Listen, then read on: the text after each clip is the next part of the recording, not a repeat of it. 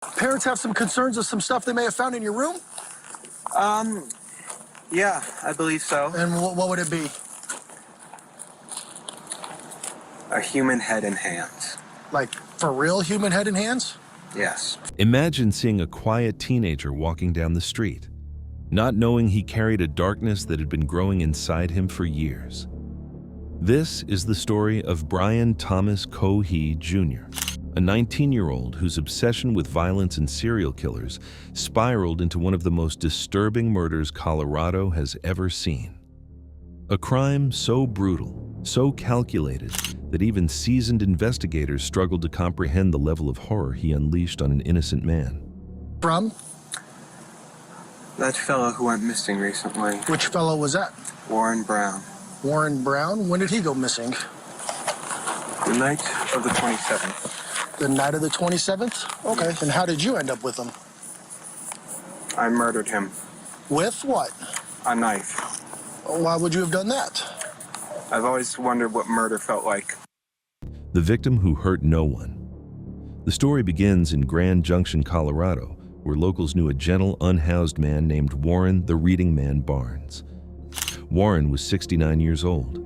He spent most mornings sitting in a chair behind a bridal shop, quietly reading books, waving at passers-by, and minding his own business. He wasn't aggressive. He wasn't confrontational. He was simply a peaceful soul trying to exist in a world that had been harsh to him. People knew him for his kindness and calm presence, and tragically, that gentle nature made him a perfect target for someone searching for a vulnerable victim. A troubled teen with dark fascinations. On the surface, Brian Cohee looked like any awkward 19-year-old. But beneath that exterior lived a disturbing obsession that had been growing for years.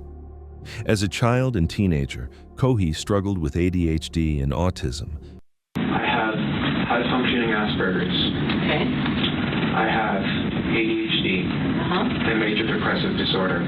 Okay. Major depressive, so you were wondering what made that last one is? Finding social interactions difficult and often retreating into dark interests. For years, I was wondering what murder would feel like, because you read like Ted Bundy and the Zodiac, they all say murder is the best feeling in the world. So I'm like, I'm going to try that. Okay. So for some time I had been wondering when it would happen. I always knew I would be in this building, whether it was as a criminal or a police officer. Okay. By high school, he had become openly fascinated with serial killers, especially Jeffrey Dahmer. Students even began calling him Dahmer because of the disturbing things he talked about. And it didn't stop with fantasies. Cohee once admitted to killing a cat and keeping its head in his home for days. He later told investigators it made him feel powerful. These were not random outbursts. They were warning signs. Signs that something dangerous was forming inside him. Something no one ever stopped. The night of unimaginable violence. On February 27, 2021, Cohee acted on a plan he'd been thinking about for months. Wearing 3 pairs of gloves, a mask, and blue coveralls, he left his home carrying a 12-inch kitchen knife. He drove to an underpass.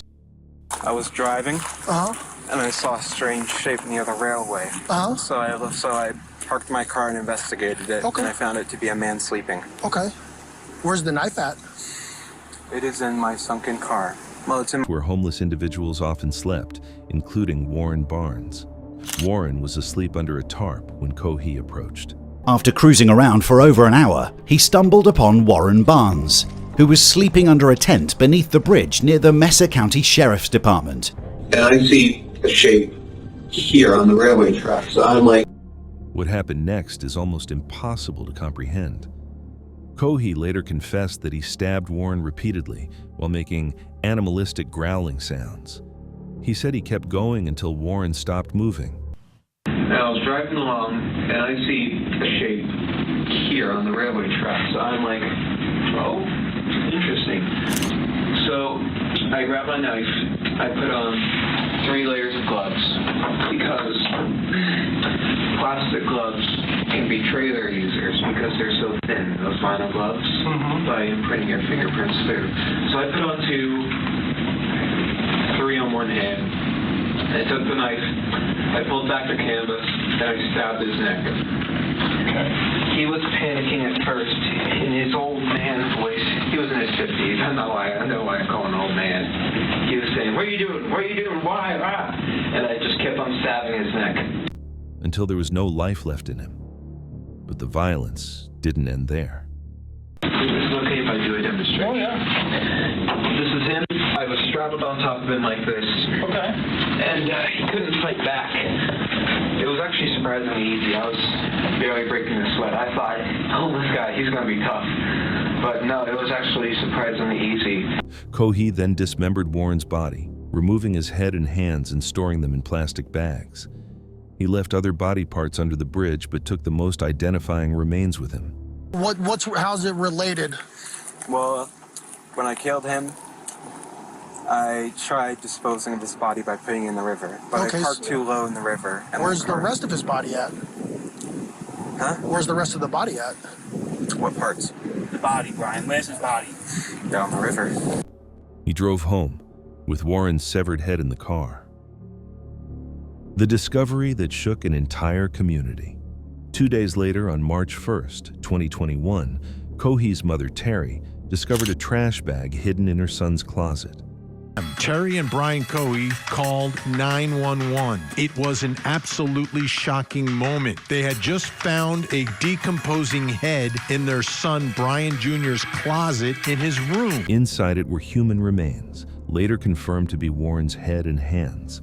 Terrified, she immediately called the police.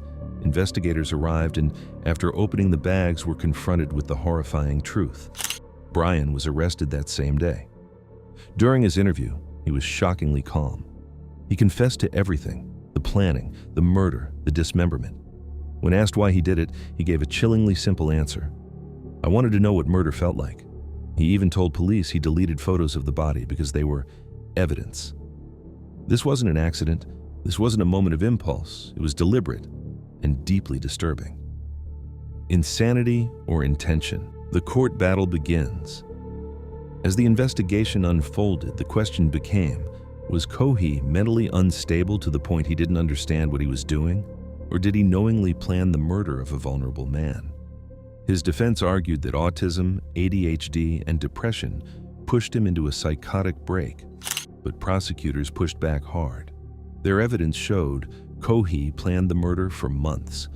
He selected a vulnerable victim he believed wouldn't be missed. Brian Jr. told investigators he chose a homeless victim he assumed no one would miss. He was wrong.